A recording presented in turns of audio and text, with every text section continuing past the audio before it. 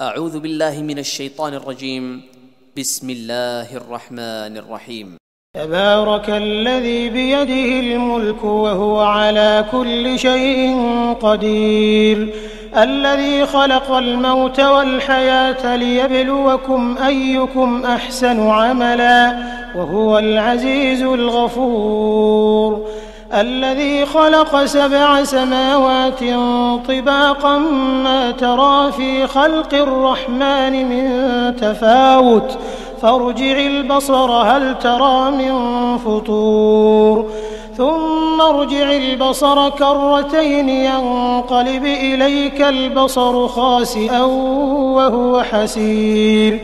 ولقد زينا السماء الدنيا بمصابيح وجعلناها رجوما للشياطين وأعتدنا لهم عذاب السعير، وللذين كفروا بربهم عذاب جهنم وبئس المصير، إذا ألقوا فيها سمعوا لها شهيقا وهي تفور تكاد تميز من الغيظ، كلما ألقي فيها فوج سألهم خزنتها ألم يأتكم نذير، قالوا بلى قد جاءنا نذير فكذبنا وقلنا ما نزل الله من شيء إن أنتم إلا في ضلال كبير، وقالوا لو كنا نسمع أو نعقل ما كنا في أصحاب السعير، فاعترفوا بذنبهم فسحقا لأصحاب السعير،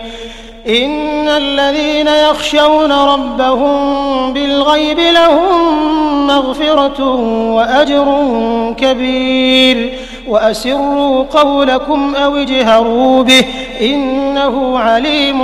بذات الصدور، ألا يعلم من خلق وهو اللطيف الخبير، هو الذي جعل لكم الأرض ذلولا فامشوا في مناكبها وكلوا من رزقه وإليه النشور،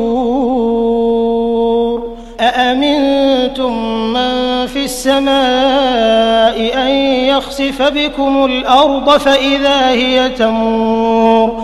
أم أمنتم من في السماء أن يرسل عليكم حاصبا فستعلمون كيف نذير، ولقد كذب الذين من قبلهم فكيف كان نكير، أولم يروا إلى الطير فوقهم صافات